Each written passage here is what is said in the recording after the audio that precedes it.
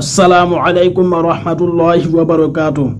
হযৰত আনাস ৰাদিয়াল্লাহু তাআলা আনহুৰ পৰা বৰ্ণিত নবী কৰিম সাল্লাল্লাহু আলাইহি ওয়াসাল্লামে কৈছে যে তোমালোকৰ কোনো ব্যক্তি প্ৰকৃত মুমিন হ'ব নোৱাৰিবা যেতিয়ালৈকে নিজৰ বাবে ভাল পোৱা বস্তু বা কাম নিজৰ ভাতৃৰ বাবে ভাল পোৱা নহয়। বুখাৰী ও মুসলিম শৰীফৰ হাদিস হয়।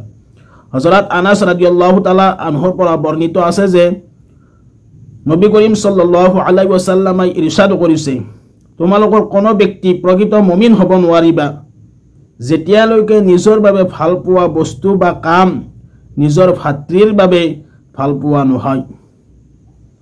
আল্লাহৰ ৰাসূল সাল্লাল্লাহু আলাইহি ওয়াসাল্লামে কৈছে হেহে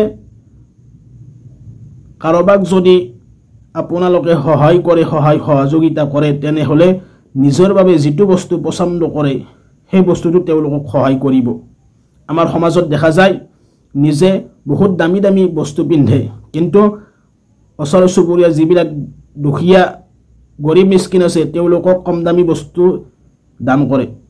কিন্তু আল্লাহৰ ৰাসূলে কৈছে তোমালোকে তেতিয়ালৈকে প্ৰকৃত মুমিন হ'ব নোৱাৰিবা যেতিয়ালৈকে নিজে যিটো পছন্দ কৰা সেইটো যদি নিজৰ ভাতৃৰ বাবে পছন্দ নহয়।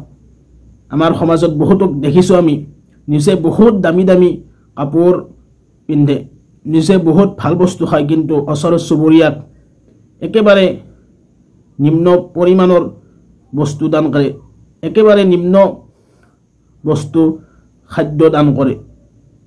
সেয়েহে আমি সকলোৱে যাতে চেষ্টা কৰোঁ আমাৰ বাবে যিটো পছন্দ কৰোঁ গৰীব মিসকিন সকলৰ বাবেও আমি সেইটো যাতে পছন্দ কৰি সিহঁতক দান কৰোঁ। যদি আপোনালোকে 100 টকাৰ বস্তু এটা খায় তেনেহলে যিসকলক সহায় কৰিব বিচাৰে তেনেহলে তেওঁলোককো 100 টকাৰ বস্তুৱে দান কৰিব। যদি আপুনি 200 টকাৰ কাপোৰ পিন্ধে তেনেহলে যাক সহায় কৰিব বিচাৰে তেওঁলোককো সেই 200 টকাৰ কাপোৰযোৰ কিনি দিব। যদি আপুনি দামী দামী ফল মূল খায় তেনেহলে গৰীব মিসকিন সকলকো যদি সহায় কৰিব বিচাৰে তেন্তে সেই দামী দামী ফল তেওঁলোকক কিনি দিব। তেতিয়াহে প্ৰকৃত মুমিন হ'বলৈ পাৰিম।